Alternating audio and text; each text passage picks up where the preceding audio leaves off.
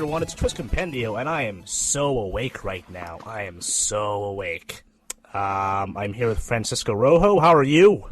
Good, Chris. I'm gonna need you to quiet it down a little bit. Well, it's because my face is right here at the microphone, and yep. I'm sorry if I'm deafening anyone right now. I just need you to calm down. Okay. Too much energy. I just had so much sugar today. Chris, you're at like a 3 right now, and I need you to take it down to like a 0.5. Slow my roll. I'm gonna just hang back away from the microphone. Is that okay? Yeah. No. Okay. It's like honey to my ears. All right. I'm doing good. It's very good. Yeah. Yeah, I'm doing good. Rocking some asking. facial hair now. What? Rocking the facial hair. Yes. It's like I've never had it this long before, and it feels good. I feel confident, and I feel like I can store things in there for later. And I it's bet you very feel useful. warm. I just want to put my hands all over it. Oh, that's what I do all day. It's really unprofessional, but I just touch my face all day while I'm in meetings. Sam Reardon, you're also here. Hello. Yeah. I'm the cackling in the background. Sam Reardon. Yeah. Hi, Hey, thanks it for is having me, guys. Yeah, it is good to. We have not seen you in a while. Yeah. I haven't seen you guys in a while either. And so not even in person. We were doing this through Skype. If there are any weird pauses in between or weirdness that you're hearing right now, but if that's not making it obvious. But yeah, hello. You went on a trip recently. I did. Is that correct? I went on a fun little trip to the Game Developers Conference, Yeah. also known as GDC. Yeah, down in San Francisco. San Francisco, West Coast. Yup. Um, Yeah, the Bay Area. Ooh, yeah. It was pretty fun. I stayed with Darren. I don't know if you guys knew that. I did hear that, friend yeah. from college, improv Darren. He was great. I lived on his couch for a week and a half. And somehow we're still friends, so that's good. No, a week's not long enough to ruin that, I don't think. It was a week and a half, so. Oh, sorry. Yeah, so I guess you like sightseeing and stuff. Like, have you been to San Francisco before that? I'd never been to San Francisco before, and honestly, when I was there, I was so busy. Even like on the weekends, like I met up with Miranda from CMU. I don't know if you guys know her, but she's in sort of the game design program. She's an artist. Wait, Miranda? And that was super nice. We got brunch. Sorry. Miranda Jacoby? She still goes here, right? To CMU? Yeah. Oh, Yeah. she just went out there. Fuck, that's dope. Why does everyone go to GDC? I mean, she went as a community advisor. Or not, sorry, conference associate. What am I talking about? Okay. Yeah, a CA. And they wore like these purple shirts and kind of were like given various tasks like stand here, scan people as they come into this like talk or, whatever. Right. So they were sort of overseeing the whole event. Volunteer manpower. That's awesome. Yeah. And to my knowledge, that meant that she could go to the conference for free, unlike me, who paid a lot of money. Yikes, yeah. So much money. But I did get to stay with Darren, stay with a friend, so I only paid for the train in terms of transportation, which was good. Yeah, good stuff. Pretty smart. What's it like? Because I will watch like YouTube videos about like GDC like keynotes or like lectures or speeches that people give, or like talks is what I say.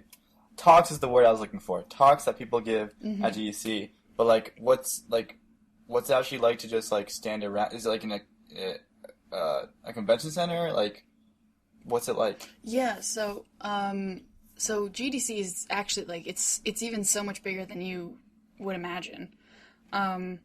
Because, I mean, the way they kind of present it is they can't really show, like, the scope of the whole thing at once, so they have to kind of break it up and show you, like, here's a talk, here's, like, this booth, here's that. Mm-hmm. In reality, it's held across 3 buildings. There are the Moscone Convention Center, north, south, and west. Damn. Moscone West is entirely devoted to, like, conference talks and That's where like the summits and boot camps are. I'm pretty sure. There's also the Indie Mega Booth was there, at least for the first 2 days of GDC, and I think it was there for the whole week, but I'm not sure. I didn't go there much after the first 2 days. And it also had the Mild Rumpus, which is sort of like this chill-out space, a play on the Wild Rumpus, and you play these sort of experimental indie games that are really, really chill and really meditative. There's a ton of cushions, so you just chill. That's cool. Yeah. Moscone North and South are kind of the big expo floors, so that's where pretty much everyone can go. Not everyone can attend the talks in Moscone West, but Moscone North and South, you go into actually the basement of the buildings. You take elevators or stairs down, and Moscone North has a ton, like dozens and dozens, probably hundreds of indie developers and their games. That's where like the nominees for the Independent Game Awards. Yeah. That's where they were set up. Just a ton of stuff. A Day of the Dev, hosted by Double Fine, was down there, so there was some VR stuff too. But most of the AAA stuff is in Moscone South. And getting between the two of those is actually kind of a hassle because there was construction going on like the road, so you had to cross to like the edge of like the corner of the block and then cross from there, and it was like a whole hassle. So most people just took like the underground tunnel from one expo floor to the other, which is pretty hilarious. I think. Yeah, damn. Yeah, that's pretty much it. A ton of AAA stuff and some indie stuff at Moscone South, like a ton of VR stuff right when you walk in. Okay. I guess there are a few things from that I wanted to follow up on, but kind of going back, I'm just wondering how you ended up at GDC, what sequence of events, if any, led to you going there, and, I guess the why and the what, like what was your kind of mission there, what did you want to do there, what did you want to get out from there? Yeah, So my reason for going to GDC, it started about 2 years ago, actually. It was my spring semester junior year, and I had taken my first ever game sort of course, because that was when the Ideate program sort of started offering game design stuff and integrated with the Entertainment Technology Center, which is the grad school for game stuff at CMU. I actually had a mentor who told me that going to GDC would be my best bet for sort of job opportunities, and that's why pretty much everyone goes, to make connections, to interview with people and stuff like that. He originally also told me about a game writers exclusive conference that I don't know if he was aware, but I think actually at that time, I think maybe that year, it was absorbed into GDC. So I ended up killing two birds with one stone. And I just got, I got the summits, boot camps, and tutorials pass for GDC. And that enabled me to go to all the narrative conference stuff on Monday and Tuesday. And they were pretty much all in one room, so I was just camped out there for a while. I mean, I guess, I've been to a couple, not something like GDC, but, large convention type events, and it could get pretty overwhelming, I feel, when you're surrounded by all of these, there are all these people who are kind of on the same level as you, but there are also just all of these, these people who are in the industry at some degree, people who are maybe a step or two above you, but some people who are just giants in your eyes. And I guess, what I'm really curious about from your experience is just how did you navigate through everything? Not just physically getting through massive people, but just mentally and emotionally, how what was your mindset while you were going through all of this? How did you know what you you're there, you're physically there, but then how do you figure out what you want to do and what what your game plan is, it's a tough one, because unless you do a lot of pre-planning, you're kind of SOL. I don't know if you guys have a no cursing policy, so I'm just going to sort of skirt that line. I don't really care. Okay, cool. Well, Also, I like isn't SOL as a phrase anyway. People always say I'll keep that in SOL, mind. and isn't it like SOOL? Sorry, just some food for thought. Anyway. Well, so of is technically, I'm like a writer, so of is typically like a conjoining word, so you don't always see it in acronyms of things. Yep. It's one of those words that doesn't get capitalized in titles, so it doesn't like really count. Shit, I just got educated. Also, you can abbreviate out of to outa, if that makes you feel better. Oh yeah. So like you would say, I'm shit out of luck. It's outa is kind of one word. Oh, Anyway, so that's my little English lesson. Hope you've enjoyed it. Yeah, but back to I think Chris's question about like being sort of mentally and emotionally prepared. I'm the sort of person who sort of gets worried about that stuff ahead of time, so I kind of get it all out of the way. Sure. I did a lot of reading online of like advice from people who've done it before, like what's the stuff you need to bring. I ended up bringing like a bunch of trail mix and like painkillers and a bunch of water. I stress baked Sunday night before the conference because I'm a stress baker. I made a bunch of chocolate chip cookies, handed those out. It was a nice icebreaker. Oh, nice. Yeah. Nice. There were some people who came who didn't have business cards, and I was like shocked by that because it seemed like such an obvious thing to me. But I guess there are people who go to GDC not even realizing like why so many others go, which is to like network. It's really a networking event for people like in the industry or people who want to be in the industry to talk to each other, put out feelers, get those business cards out there. I'll show you my stack. It won't be any good for the audio, but right.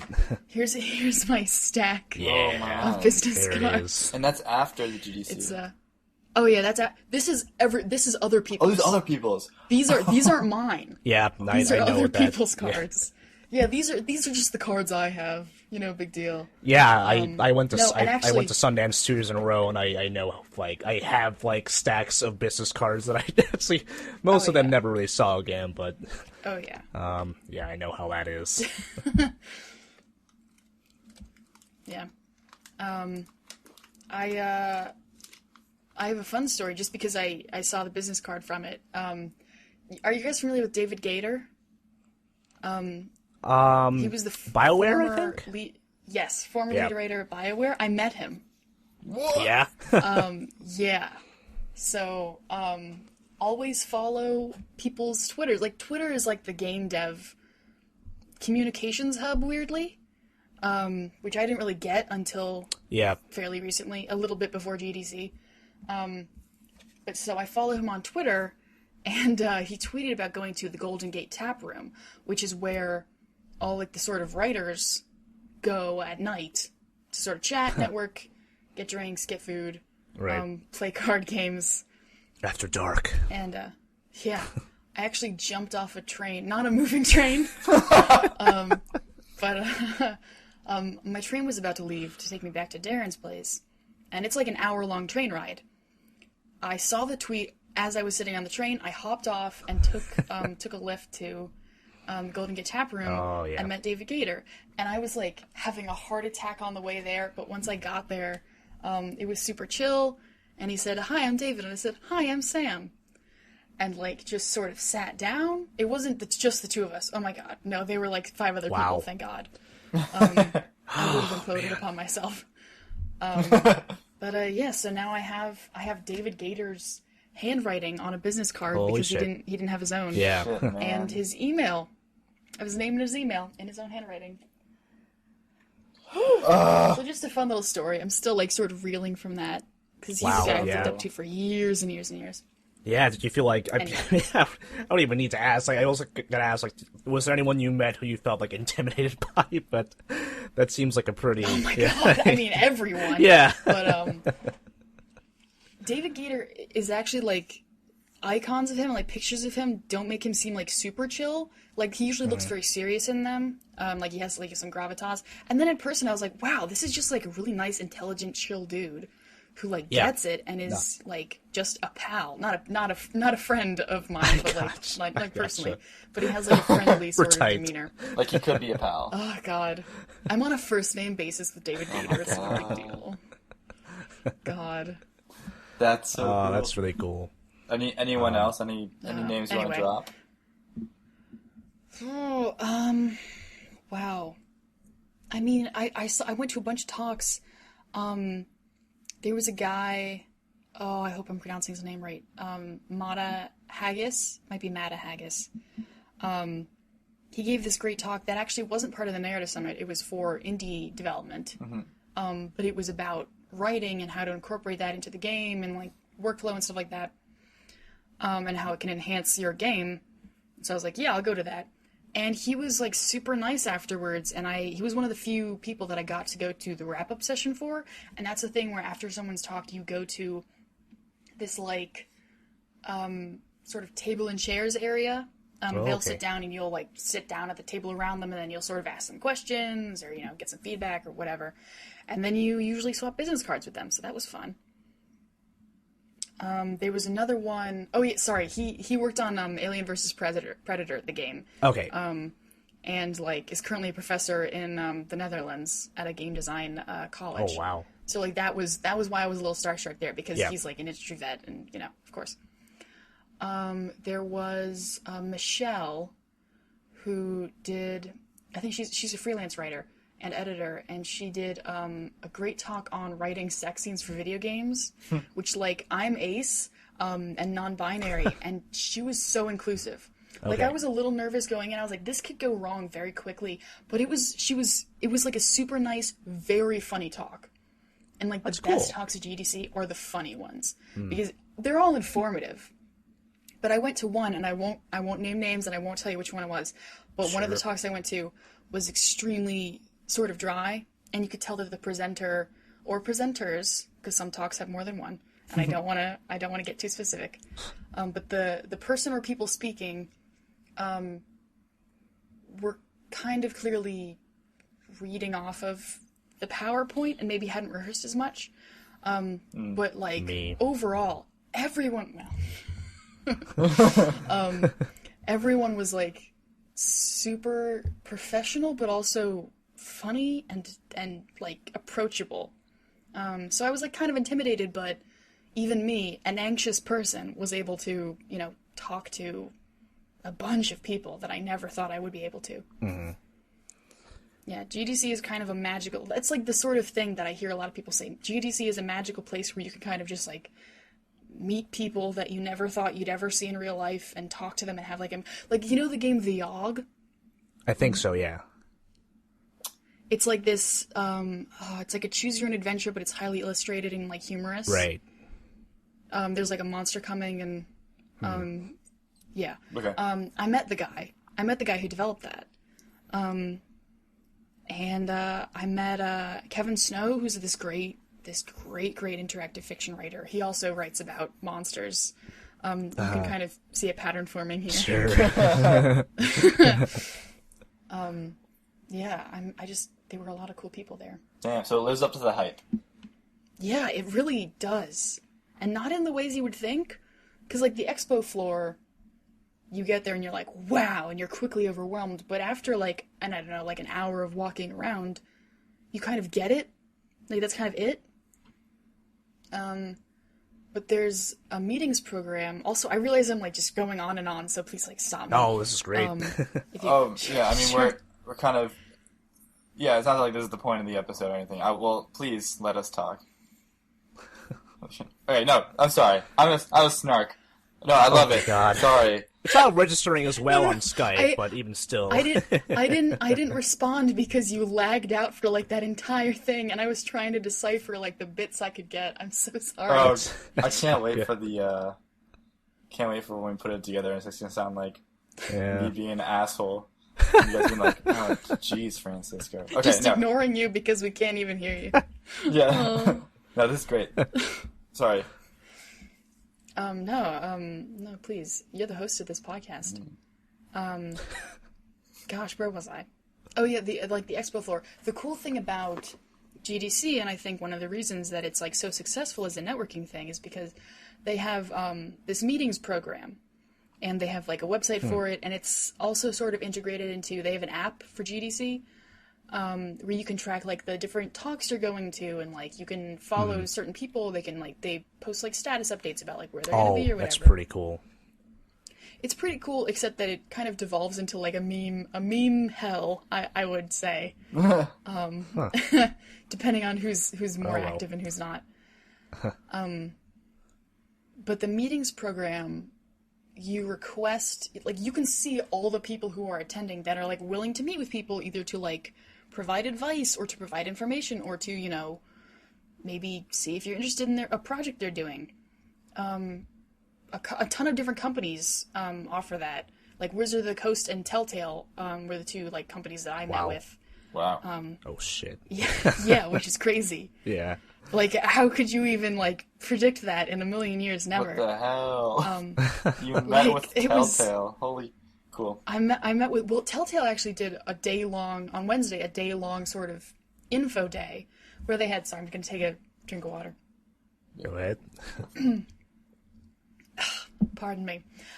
They did like an info day where they had like a bunch of different sort of like lecture style info sessions where, you know, you would go into this room, sit in chairs, and people from different departments would sort of tell you what they do. So I like sat in on the production one sort of by a happy accident, and then also like the creative writing and design one. That was super cool. But they also had like a ton of free refreshments, which was like, yes, thank you. You know what's up, Telltale. This is truly a paradise. Oh god, so good. Even though they got like the tiniest room ever. Yeah. It was hilarious. I like musical chairs in there. Anyway, no, but I got to meet with AJ Reilly and also Juan, who is a game designer, and AJ is he's called the studio creative manager, I think is his official title. And he actually just moved from Pixar to Telltale. Wow. So like Dope. he's like the living personification of Wreck-It Ralph. Kinda, like in appearance. And also voice. It's like amazing. Yeah. But if you look him up, that's his Twitter picture. His Twitter profile picture is just Wreck-It Ralph with a beard. And it's like, yeah, you know what's up. He knows. That's amazing. Yeah, I've always thought Telltale was like the Pixar of video games. Like that just kind of helps me to affirm it in my head. Yeah, in a lot of ways it is. I think I haven't thought about that, but like that makes sense. They're both kind of on the cutting edge of like story and yeah, exactly, yeah. Nice. Oh god, this all sounds really cool. I mean, I guess I'm just wondering. There's so much. Yeah, there's so much. I mean, did it ever feel like chaotic? Were there certain days where it felt crazier than other days, or was it just like the entire week just totally bonkers? I mean, the whole week's pretty much bonkers, but it really depends on what you sort of go in for. Like, a lot of people didn't even know about the meetings program, so they didn't have a bunch of meetings to go to the way I did. So, like, for me, it was a couple days of bouncing around between different rooms and attending a bunch of talks and trying to balance, like, going to the wrap-up sessions afterwards with, like, eating and also attending other talks. And then the rest of the days, it was mainly, it's sort of an endurance run of, like, trying to meet as many people as possible, you know, make a genuine connection with each of them. Try as many games as you can, get as much information on like where the field is going as you can, go to as many talks as you can, meet as many, like just like do as much stuff as you can. Not everyone goes there for that reason. Like there are people who are like exhibitors or who are lecturers, and who like, you know, do any number of things. It depends. Like David Gator was only there for a day. So like it's really down to what you do. There are some people who just had an expo pass and just walked around the expo for like 3 to 5 days. Right. And I would imagine that's still chaotic, but I can't imagine that there's as much like running around and time pressure as there is when you're trying to juggle all these different sort of elements. Sorry, this is a simple question. GDC, how many days is GDC? GDC is from, well, this year was from the February 27th to March 3rd. It's 5 days. It's a weekday. Oh, it's week. It's a week, but just the weekdays. The weekdays. Yeah. Okay. And then there's like pre-GDC parties and wrap-up parties like on either side of it. So. Yeah. Okay, cool. Yeah, sorry, I was just like, that's it. No, totally cool. I forget sometimes to like explain things. And you basically made it so that you were basically busy all day, all 5 days, just like Yes. doing meetings and talks and other kind of networking and stuff. Yeah. I got in usually around 10 each day, sometimes like 11, I think, like on like Thursday and Tuesday or something. But like around 10 I would get in. So that means like waking up and getting to the train station around 8:30. Oh, jeez. If not earlier. Yeah. Then depending on the day, like some days I got back around, like I would leave around 6 or 7 and get back around like 8 or 9. But then on days when I went to like the Golden Gate Tap Room or like a different sort of wrap-up party, or the day where I met David Gator, I stayed out until like 1:30 or something. Yeah. And I got back around 3.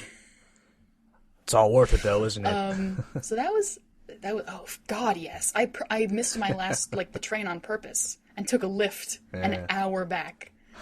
I paid like $50 so that I wouldn't miss a second hanging out with David Gator. So like, oh yeah. no regrets. So yeah, you were basically. No I mean, regrets. you hung out with David Gator that night, so like that's what you were doing. Yeah, Yeah. I mean, not one-on-one, and like we Yeah. didn't actually speak that much, but like what we did say, I was like, he answered some of my questions about Dragon Age, and like I Yeah. learned about like all these things that he wanted to put in the game but he couldn't. And, Sometimes like, that's what all the you need. process of giving up, because he wrote like Cole, my favorite character. He wrote him as part of a book first, and then they decided to incorporate him into Inquisition, and he ended up writing Cassandra instead of Cole. And just it was like so good. It was like getting to go backstage at like a crazy good concert Yeah. Damn. with like a singer you really like. Anyway, sorry. I could go on and on about David Gator. That's so cool. Do you get to play anything? Any good stuff? Oh yeah. Oh god. I got to play a bunch of VR stuff. I played the Rick and Morty VR demo. Oh wow. I played, yeah, oh god, it was really funny, and really, you could smash a ton of stuff, which is like pretty much a That's prereq great. for every VR game at this point. Yeah. You have to be able to smash stuff. Yeah. That was good. It was very funny. I can't remember which headset I used for that. I think it might have been an Oculus. I played Psychonauts Rhombus of Ruin, which is like sort of an interstitial mini game between the first and second Psychonauts game. Okay. The second of which is coming up very soon. I'm very excited for it. That was on PlayStation VR. Yeah, I think there's a picture of you doing that floating around somewhere. Yeah, I made it my Facebook profile Yep. picture, because how could I not? It was time for something new and fresh and second. Yeah, sure. Oh god.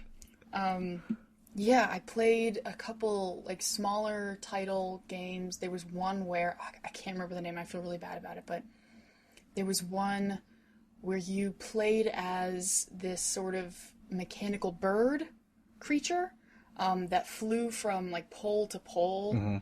And the way you flew around, there were no controls except for the headset, so you would just look at it long enough that it would activate, and then you would swoop over to it. And the swooping animation, like, that was actually my first VR experience ever, but also at GDC. Yeah. And the swooping feeling, I totally got it, and it was, like, just, Oh man. yeah, it was really great. Yeah. VR swooping. Oh, God.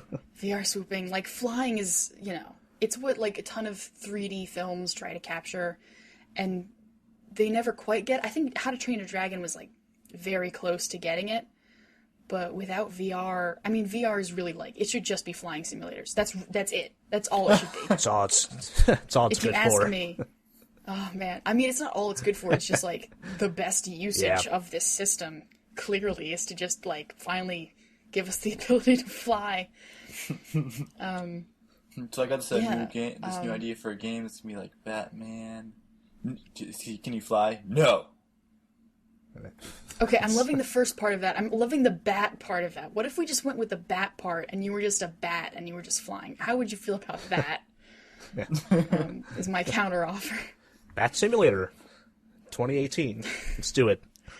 Bat Sim 2K18. Oh God. Oh God, what else can I tell you guys about? Oh, Night in the Woods. I don't know if you guys have heard of that game. Yeah, I know a little about that. Oh, yeah. Popping off. A ton of people I met were just like all abuzz with it already. There was a booth for it. Sort of like a small stand in this sort of area of other, not indie games, but like smaller title games, where, you know, you could play the game. And there was like a decent line for it, like, I don't know, like 3 people at a time, which for GDC, for something that isn't VR, a line is unusual. All the VR stuff was crazy. The Oculus booth, which is kind of like, it's like this square area. It's like basically a penned-in area of like rows of VR setups. Different ones are like configured for different stuff. So like there are some Oculus games where you have to be sitting down. There are some where you have to be standing up. So you could only play certain ones on certain things. And I was there with a friend at that point. I met up with a friend, Ben Gansky, who currently works in VR. So he was like very hyped to try it. I got to skip. We both did. We both got to skip the line because pretty much everyone wanted to play like the shooters and stuff like that. Ones where you had to stand up. And we both ended up trying this 3D modeling game, where it really was just like you with the controllers as your hands, sculpting stuff in 3D and like moving it around and turning it and choosing different colors and different shapes. And it was like a super nice meditative thing. Yeah, very unlike any other VR thing I had done. Wow. But the Oculus booth was crazy because there was, the thing I was actually supposed to describe was that there was the square pen, and then next to it, there was a doubled up line of, like a doubled up queue. That was like, at any given time, at least 3/4 full. With like a dozen people. Yeah.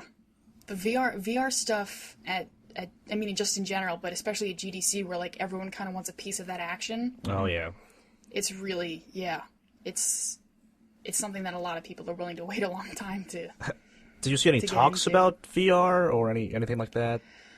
No, see, here's the thing about GDC, which is, I don't know if it was with this way last year, but you get passes to GDC, and then you also have to get passes to the VR development conference. Oh, that's like a different thing? It's like you have to tack it on to whatever pass you're already getting. So, like, you can get the GDC All Access Pass, which you'd think would be All Access, but no, you also have to get VRDC All Access Pass. And it's like a crazy system, because VR is just that hard. Yeah. It's just that hard that you can charge people, like, hundreds of dollars extra just to go see some more VR stuff. Yeah. I honestly, from a personal perspective, I think that VR hype is a little too high right now for, like, what exists. If you know what I mean? Yeah, I'm not seeing it, like, you know, I don't see everyone getting, you know, I don't see VR headsets at the stores and, like, selling out and it being, like, a huge craze and all. Like, I mean, I'm not sure if that's what they're going for, if we're, like, in the first few steps of that, or if it's just, like, never gonna... I've always been unsure of, like, what that whole landscape is like, to be honest. I just think, I mean, it's so early in the development of, like, the VR gaming world that it's kind of tough to say exactly what will be available in a couple of years from now, just in terms of, like, games to play on the VR headsets. Yeah. But, like, right now, I think they're mostly, like, amusement parks and cruises and places where companies can buy them and have them available for people because they're too expensive for people to just buy themselves. Yeah, exactly, yeah. But I think eventually they'll be cheap enough, but... Yeah, I know, like, Sony, they had, like, a press release, like, there was, like, an interview where they were saying, oh, yeah, we were really surprised that we sold this many VR headsets and they, like, exceeded our expectations, but, like, me personally, I'm pretty impressed by the technology. Like, I've tried the Oculus Rift, I tried, the Vive, but it seemed fine in, like, short bursts because, you know, I can't imagine playing, like, a 20-hour game on this thing, nor would I think I would, like, physically be able to. But I don't know. I don't know what like Fran, if you have any experience like trying VR or anything like that. I've tried it a couple times, and like I remember the first time I tried it, like I feel like I don't know if you guys felt similarly, but I put it on and I was like, oh yeah, like I get it, like They've this is done the it. future. Yeah, like holy shit. Yeah. It's like Yeah. it's insane. Like it's not even that good right now, but it's already like just like bonkers so cool. Yeah, I think just on a So- base level, it's like it has a base level of cool that it isn't built into most games. Yeah. Yeah, I think it's one of those things where like the Wii, like when people have tried like different, evolutionary styles or gimmicks for playing, like the Wii or the Kinect, and like they haven't super worked that well, but like VR is one of those like where people aren't really sure what they're doing yet, but it's already like, I don't know.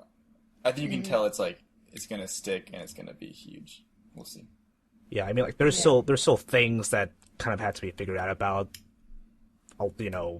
playing games on VR. Like the first thing I ever tried on VR was, it was just like this demo that someone made, and it was just you walking around a house. And I was using an old version of the Rift, and using the keyboard to move around, and like it was a really simple house, and it felt real. It was really cool, but I was nauseated. It's just like moving around, like controlling your movement while also looking around. Like this doesn't work. So like you see a lot of games that kind of you point to where you want to move and you teleport, to kind of alleviate that, and it doesn't seem like the best way to do that. So I think that's something that people are still kind of figuring out. Yeah, I don't know. Like I'm a very like social gamer. Like I like being on the couch, and like I don't see that being a thing when you have these giant, like these massive headsets on your head. Yeah, I don't know. Like what's I don't know where this is going. I'm just so curious, though. I feel like, I mean, every now and then you see, like, someone in, like, oh, God, I don't even know how to describe it. You know how, like, you'll see, like, a baby in that thing that's, like, a circle around them, like a big inner tube that doesn't actually touch them, but with, like, bungee straps under them? And they can sort of, like, waddle around in it. It'll, like, wiggle around. Oh, yeah. I've seen things like that, but for people doing VR, and it's like a 360 treadmill underneath them, rather than them moving, the ground is moving. Yeah, it's a I think community that's episode with kind that. of a way to combat, like Get those in tons of people everyone's get motion sickness, houses. and I feel like, God, yeah, this is the new exercise. You could get like VR MMOs. That would be huge. Can you imagine Second Life if you actually like were doing like VR Second Life? That would be crazy. just like a whole just a virtual chat room. I think Facebook's trying to do that. I want to say. Like those weird like animated avatars that look creepy as hell. I'm super excited, but it makes sense because I guess it's not a huge thing right now, but it's probably people can tell it's the future. So it's like not surprising that a game developers conference, like everyone's like, oh, I'm trying to get on this like as early as possible, like catch the wave. And like a ton of people. I mean, because it's still not commercial, unless you work with VR, you don't have access to those headsets. Right. So like a lot of people who go there, even though they're developers, don't really get to use VR otherwise. Certainly not on a regular basis.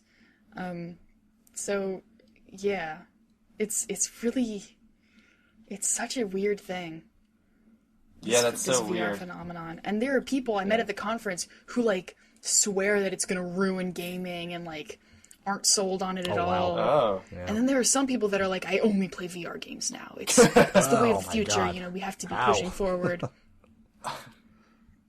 I don't play that. Yeah, it's a whole big thing. Real reality games. I'm done with real life. Oh no, we're getting Real to the life holodeck over. now. Only VR now.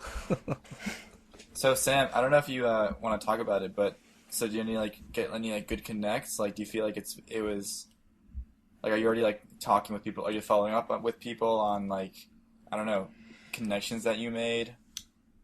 Or I am. I can't talk about them specifically. yeah, don't. All right. don't, But I okay. will say that the reason the reason GDC is known as a networking event is because it is a networking event, and the reason it's so popular for people trying to find jobs is because you can find jobs in GDC. Word. I can't tell you who I'm talking with or what it's about, Yeah. but I can tell you if you are starting out, like the reason I went, I had just graduated college, I had the time, I had enough money to go, thank God. Oh yeah. But it's sort of this calculated risk of spending a lot of money on the sort of gamble that it will pay off in the long run. And hopefully it will for me. It's looking okay. But I think that's why so many people spend so much money going to GDC is not just because they love games. I mean, obviously, that's part of it, or we wouldn't be in the industry. But it's a good place for people who don't have their footing yet to kind of get their name out there and start like getting feelers out and like making connections and like being like, hey, can I talk to you about how you did this and like how can I do this? And it's a good jumping off point. Certainly, even if you don't get a job there, you know, making those connections could pay off huge down the road. If one of those people that you make a connection with, and that you like really genuinely make an impression with, like a positive thing, they might think of you next time they need like, you know, a contractor worker or they're like looking for a new hire. So, yeah.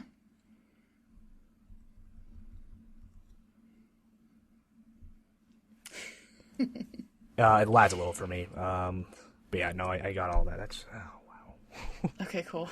I guess I'm just Yeah, the lag is like really going for it this during this. yeah. Did you? I mean, I know you met a bunch of cool people. Did you meet anyone who was kind of like, I guess, at the same level as you, who was also kind of have like a similar mindset? Did you get to like exchange ideas with anyone like that, or were you just kind of lone wolfing Yeah. it? Well, I did go alone, so in a sense I was lone wolfing. Yeah. And I spent most of my time, like, alone, like, going to and from meetings, going to and from talks, going around the convention floor. I made some friends. Mm-hmm. But, like, everyone's kind of there for their own agenda.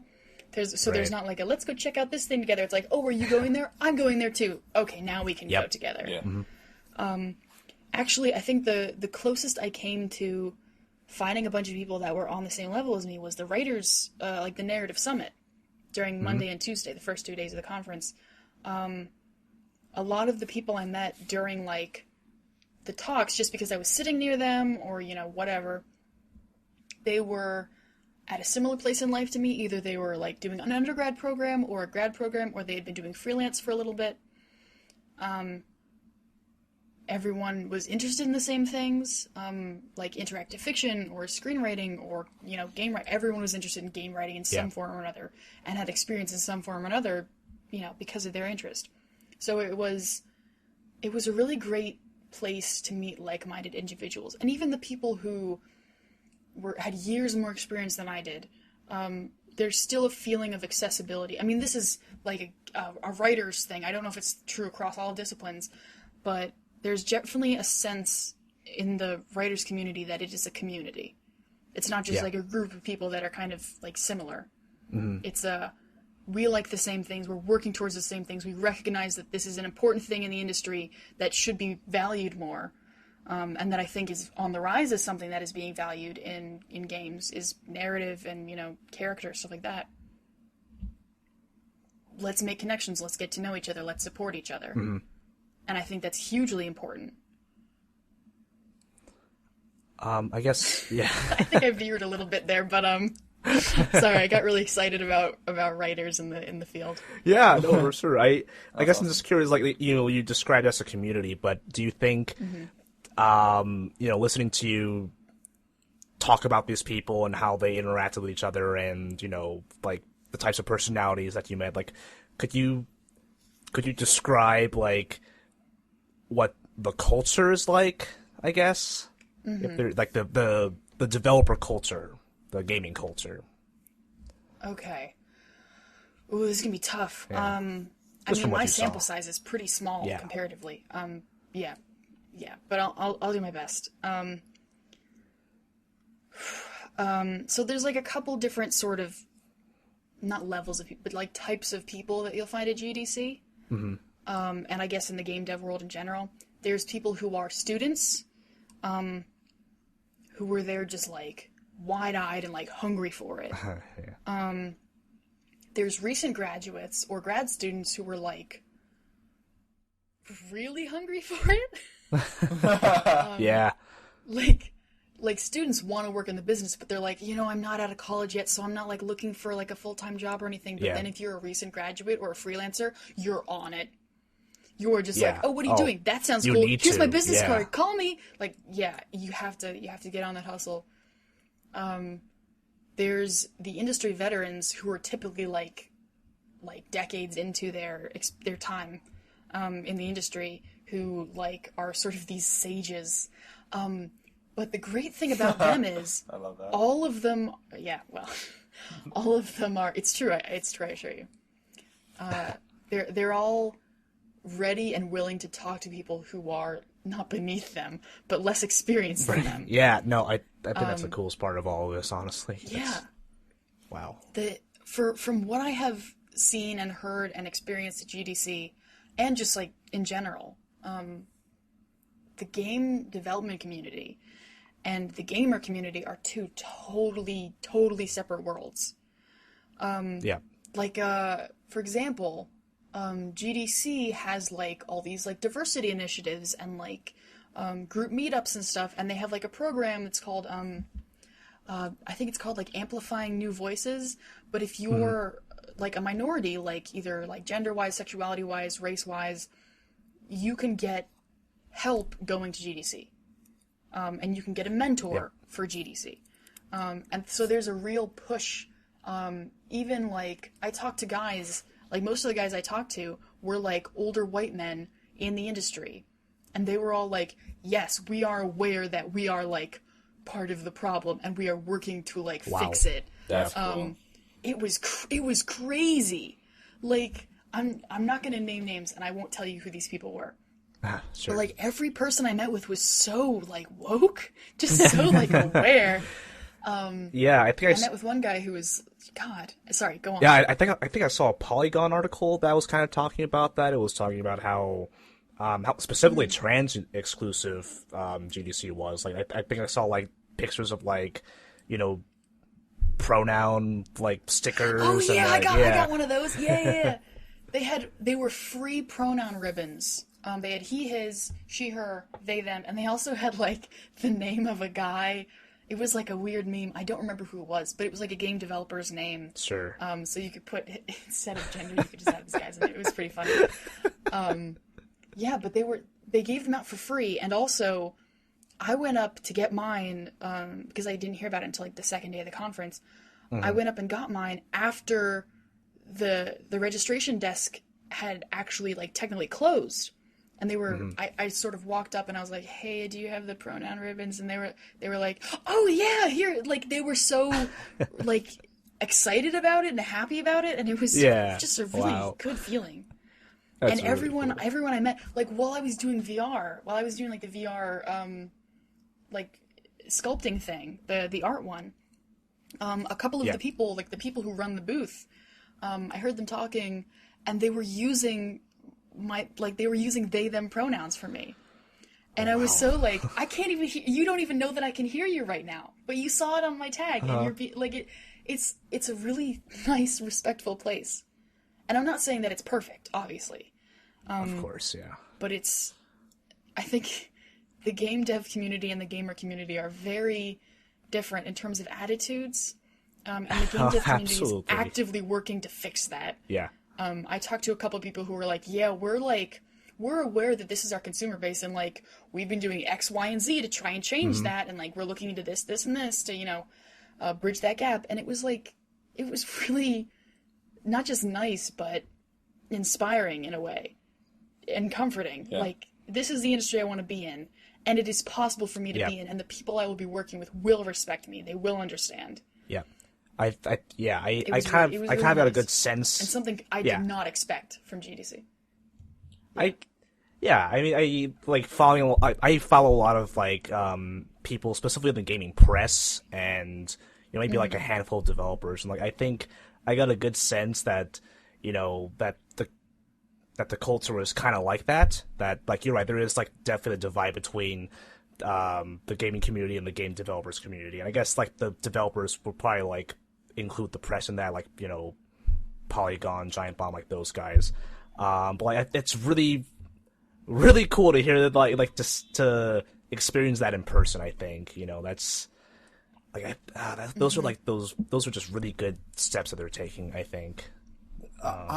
Yeah. I'm confused, or I'm surprised, because I feel like I've read some articles about how like the game developer, like the industry is kind of like a boys club. Like it's kind of like this, like not super welcoming like community, or maybe some companies are for basically people that aren't white men. But I guess it's just different. Yeah, I will say it's tough out there. I mean, it's still like I said before, it's not perfect. It's better than I expected it to be. And it's really reaffirming that like a lot of people in high places and low places are working towards making it better. It's still not there on the whole. Like there are a lot of people who just maybe aren't aware of, sort of things that they're perpetuating, or, they haven't examined it as much. I mean, the reason that they need to have the Amplifying New Voices program is because of that. Yeah, sure. It is still a boys' club. Like, if you go to GDC, you'll see some girls, but they stand out because there are much fewer of them. And, like, there are some non-binary people, but, like, there are few enough of us there that, like, we got together. Or, I mean, I wasn't there for this, but a bunch of them got together, and it was, like, I don't know, like a couple dozen people. There are thousands of people at GDC. Yeah, okay. And most of them are white guys. Yeah. Like, that's the way it is, and there's a lot of push to change that. Just the self-awareness the reason of that. There's a lot of push is because there's a long way to go. Yeah. Yeah. No, that's like super awesome though. That makes me pretty happy. Yeah. Just Yeah, like, the fact that they know that, that already puts Yeah. them ahead of so many other industries, like I think I think the reason I would guess that they part have of to it is like a generational has- thing, like Oh yeah. yeah. And the fact that it's like it's a lot more intertwined with internet culture, more so than like say like the movie business or something like that. Which are like all like not only white men but like old white men, Yeah. I think the game development community is not more beholden to, but more closely tied to their consumers than maybe any other like artistic medium that I can think of. There's a real sense of being tied to like the community you build up around your game and like stuff like that. And so I think part of the reason that it's sort of more aware of this stuff than other artistic forms is and the people working in those forms is because they have to be. Because there has been so much backlash from people who are like, I'm not being recognized, and like you aren't representing me, and like you aren't writing me in a way that I feel comfortable with, and stuff like that, or just like I'm not being written about at all. Yep. I think because of that, game developers have kind of gone like, oh, wait a second. Let me look around a sec. Oh, we are all white guys. That doesn't seem quite right anymore. Yeah. Doesn't seem quite right. I'm not saying there should be no white guys in gaming or game dev. It's just that there's been such an imbalance for so long that, like, there needs to be some adjustment to, like, get everyone on the same page. Yeah, for sure. So this is definitely the world that you want to be in. Oh, yeah. Yeah. Yeah. I guess my question is, in your ideal world, like, what I was gonna say, what's your end game? But like, what do you want to be doing? I guess. What's your end game, man? What's your... What's my win state? My win state would be happy with my job, happy with my coworkers, creating something that is meaningful to people, that maybe makes people feel like they have been spoken to in a way that they haven't been before. The games I make would be extremely personal, and not because of like the material necessarily, but because of how customized they would be to the player. Right. Like something I'm very interested in is like I love interactive narrative because of course I do. I have to. I want to be a game writer. Yeah. But I think the key is to give your players agency, not just in like the game mechanics, but in like the narrative itself. Yeah. Because that way, even if it's just like little things, you can make the player feel like they are playing something that is unique to them. Mm-hmm. Like no one has ever had the exact same experience they have. It's their world, it's their story. That's the kind of games I want to be making. Games that make players feel special and recognized and spoken to. And that's sort of also I'd be making some money. That would also be part of the win state. Yeah. I'd have a dog. I'd have my own place. I'd have fans. Not too many. God. Yeah. But like 5 maybe. 5 fans. You got following. Following. That's what you need.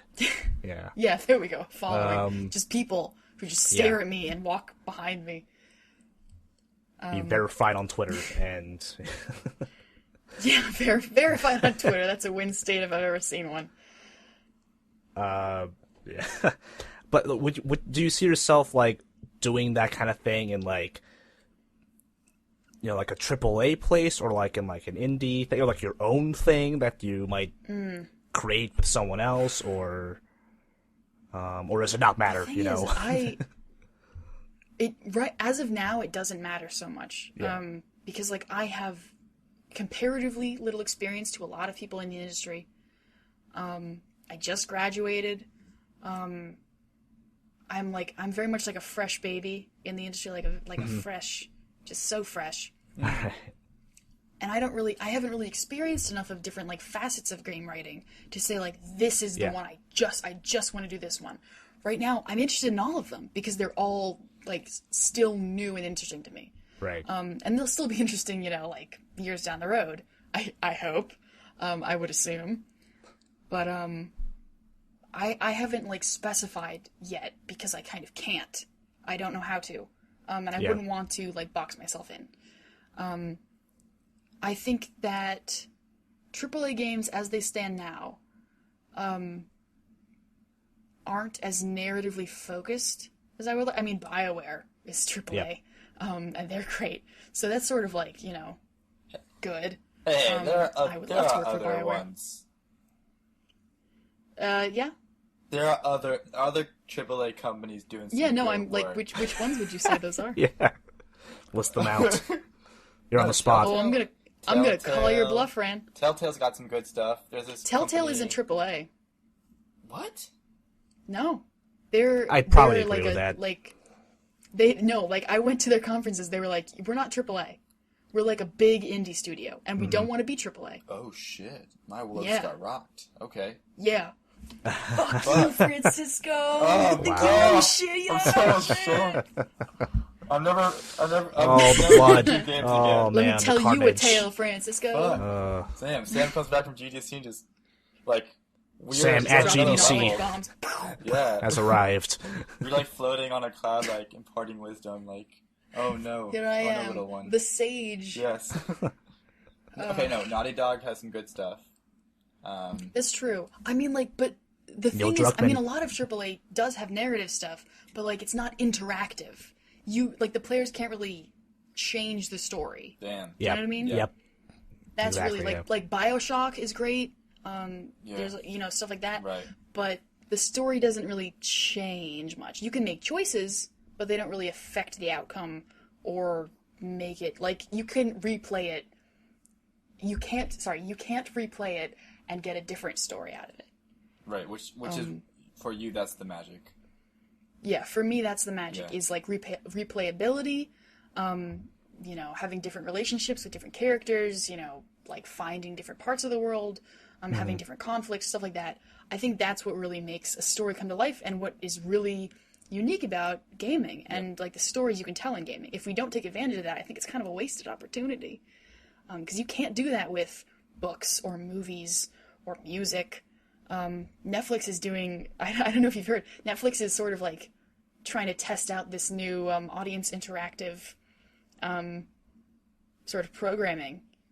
And I think it might be kind of awful, at least to start, because like it's such a new thing. Gotta start somewhere. Yeah, I mean, yeah. Damn, Sam. That is inspiring. Hire me! Yeah, exactly. You've been on a reality TV show, Hire Me, this entire time, and you... Guess what? The hidden cameras are all employers. Been punked. Well, I mean, Fran, like, isn't the video game industry kind of something you wanted to get into, or is that just like an idea? Yeah, Fran, what's up? I mean, I want to hear about. Game. The thing is that What? I'm working on a game right now. Okay. With who? Yeah, what is this game? So, Unless it's, top secret. You want us to sign like an NDA. It's AAA. Yeah, I have some contracts. It's gonna probably be a $1 billion investment. No. God. The thing is that no game makes $1 billion. Man. God, I wish. No, that wouldn't even be satisfying. So the game, it's still in its super conceptual phases, but it's not like narrative driven at all. I thought about it for a second trying to do something narrative, but then I was like, I'm gonna start small, start with something I can actually do. So yeah, it's like it's like when you sit on a couch and you play a game with someone else. You know how I've done that a lot. Yeah. Yeah. I'm doing one of I those think we've all games. been there, yeah. So Nice. yeah, it's an emphasis on community and teamwork and cooperation. So we'll see how it goes. But yeah, that's like really nice. Sam, basically when you have made it, and I'm watching the I don't know, what would they call them? The Davidies? Like the game awards we're gonna have in 20 years from now. And then you get like the DVD for like best writing. Just coming up with a guy's name for the award, boy. is that what you're doing? Yeah. I'm gonna be like, see Sam Reardon, kids, and they'll be like, yeah, Pop, I love the game they made. It's like everyone's played it. And I made a game with Sam back in the day. And they'll be like, haha, Hell yeah. no, you shut up, Pop. You're a nobody.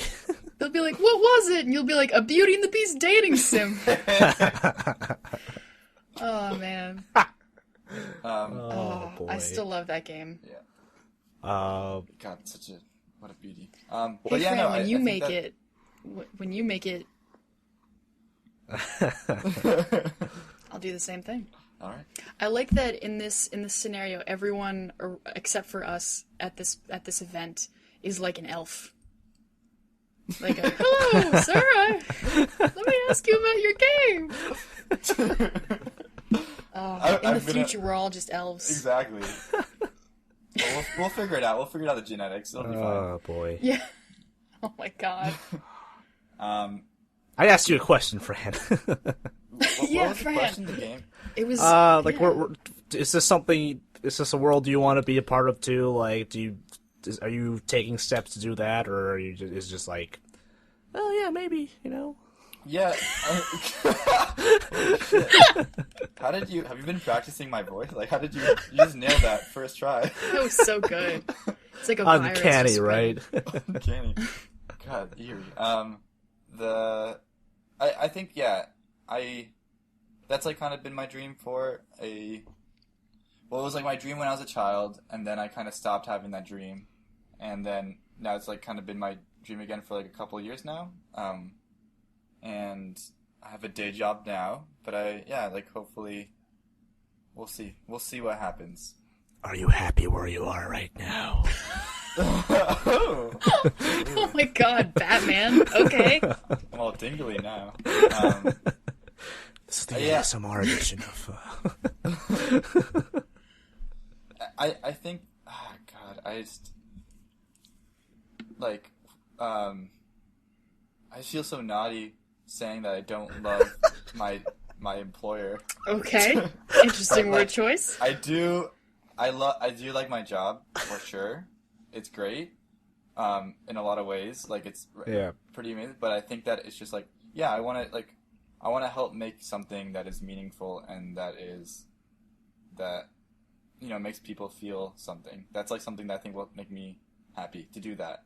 So I'm not doing that right now. So yeah, I think it'll take me a couple years to do that, but yeah, eventually I'll probably be making a game because games are the best medium.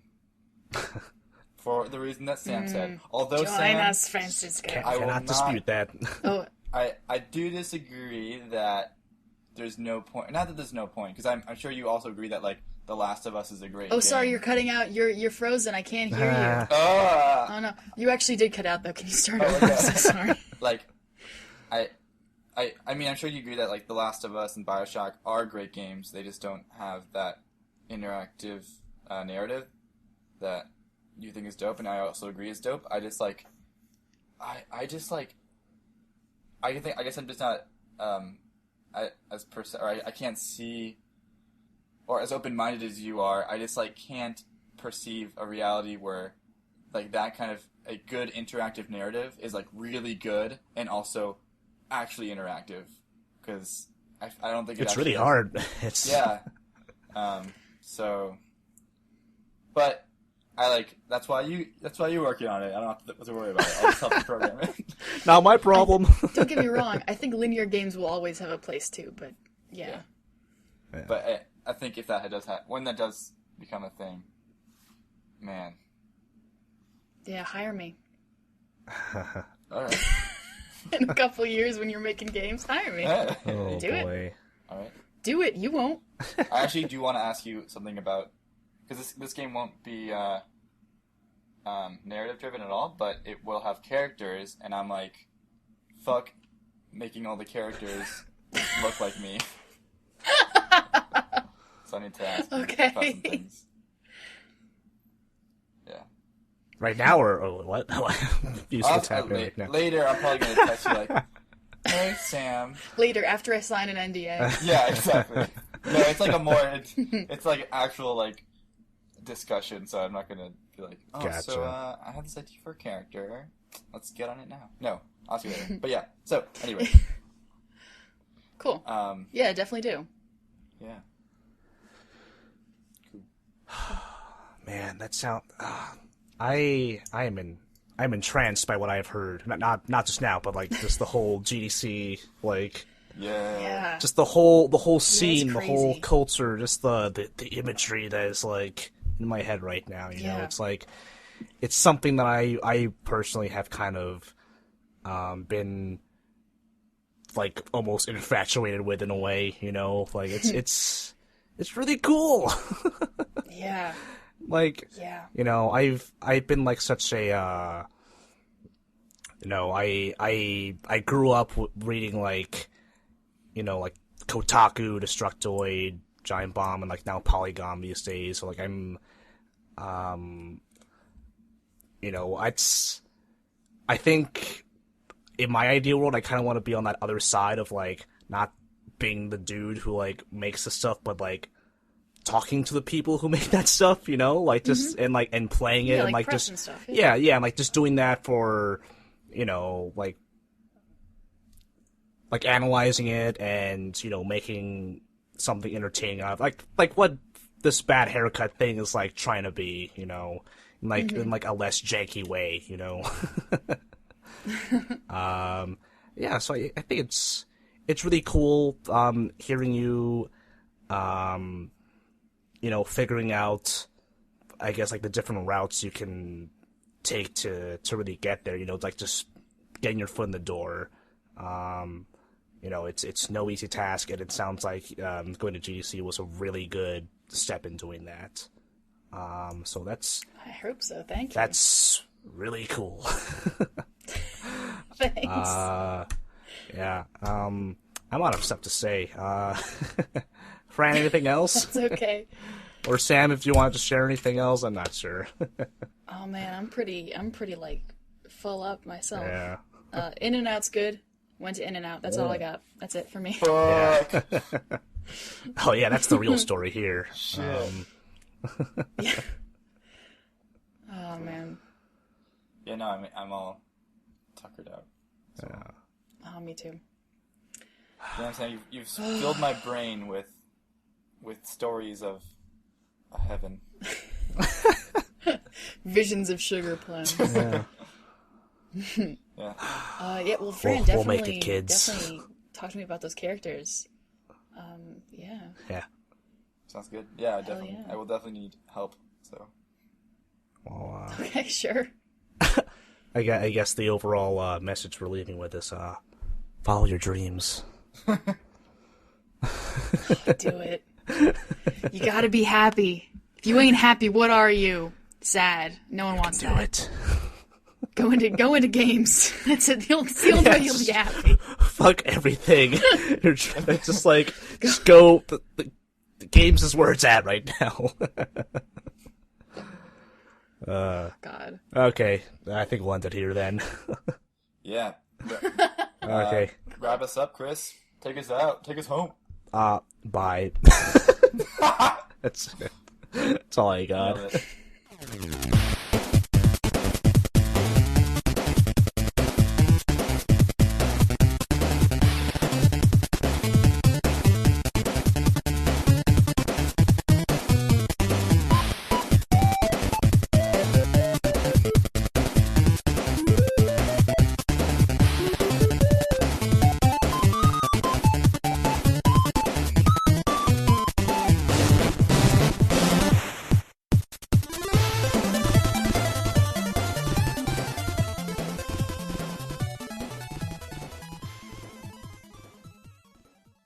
Wait, mine was really bad. Oh man. No, let's not make this Yeah. any more confusing for whoever is going to edit this. Okay. Elliot.